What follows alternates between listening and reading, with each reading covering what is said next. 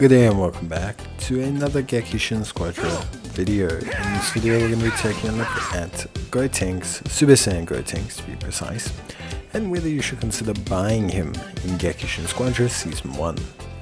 Now it's important to talk about buying the characters because they will only become available in a later season. So Gotenks will only become available at a later point during Season 2. So buying him now could give you a big competitive advantage. Now the thing is, when you talk about these units, firstly understand that Super Saiyan Gotenks is a technical unit.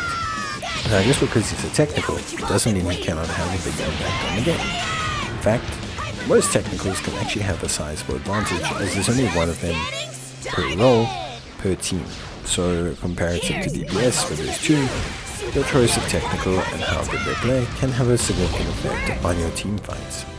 Gotenks is no different, and choosing him can have a significant impact on your in-game. His abilities look very, very good. So if we take a look at Gotenks, firstly he's a transformation character. This means he starts off a bit weaker but will end up being stronger overall, especially once he gets past level 7. If we take a look at his passive gives them, his team and him, nearby allies, movement speed up when an enemy is KO'd or assisted KO'd by Gotenks. This is crucial because he is a momentum based character. This is the kind of character you're going to want to pick up if you're jumping from team fight to team fight, taking out enemy by enemy. Maybe you're going as a powerful duo with another character and you're allowing yourself the extra movement speed to close down, to respond to situations. You take out an enemy, you immediately move on to the next objective, and that movement speed is so crucial in that you and your allies can jump from point to point, getting small victory after small victory and lots of momentum. Then his rush attack doesn't really do too much notably. It does boost itself if there is an enemy debuffed, but really it's his hyper ultra super combo that's his first big deal. Now this is important because CCs currently in Gekishin Squadra are at a cheap or low rate. So him having the ability to jump in and stagger the enemy whilst also giving himself an instant out is huge. You can use it to chase down enemies, to give yourself an in and out into battle, to delay enemies chasing your allies. The Galactic Donut is far more obvious. Now the question about this will obviously be regarding whether you can dash out of it, or there are ways to maneuver yourself out of it, of course. But to have a giant synergizing pull that is at a much stronger level than Vegeta's, albeit with no damage, is huge for team setup.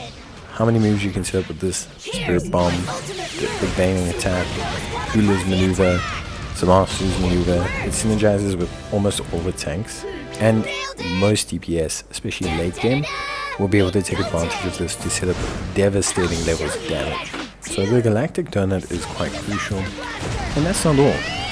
The Ghosts also, I think, are probably one of the most impactful as well. They're similar to Krillin's Mines, except they apply a movement speed debuff, not marking for damage. But the thing about them is they're very flexible, so you can place them as just standard mines, similar to Krillin's, place them in clouds, place them around points to prevent enemies from attacking. You can place them on tanks entering the fight or characters entering the fray, giving them a huge burst of damage. Or you can place them on allies who are fleeing, giving them an ability to hopefully delay anyone who gets within striking distance. This gives you a lot of different utility around the ghosts, and the fact that you have so much flexibility with them honestly makes them seem very strong. Obviously their damage is to be assessed, but I think for me, the simple fact that they're so flexible and they apply a movement speed debuff makes both offensive and defensive maneuvers. And then finally the special, which is very similar to Martial Boo, where with the special you essentially are silencing the opposition, preventing them from being able to do any sort of damage, because they can't do moves, can't do abilities, can't attack. And so firing that off into a crowd can be a big game changer. Maybe you're being overwhelmed, you want to stop the enemy from taking you out. Maybe you are able to set everyone up so that you get a great opening, bringing everyone together, silencing them, removing their abilities and letting your team run over them. It's really, really good. Its radius is smaller than Mahibu's, but it seemingly does a bit more damage, and it will instantly contact whoever you're firing it off at first.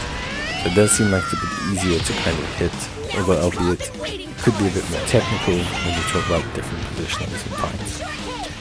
Overall, I think Gotenks is a bit of a combination of Vegeta and Majin Buu.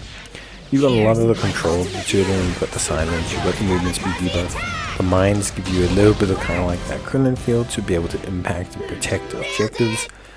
And I think Goten actually gives a lot of what you want a technical character in Gekishin Squadron to provide. So for me, if you're someone who likes to buy characters, and you are looking for someone who's going to be the best technical, I do think Gotenks is going to be the best technical for a while. I think he's going to have such a big impact.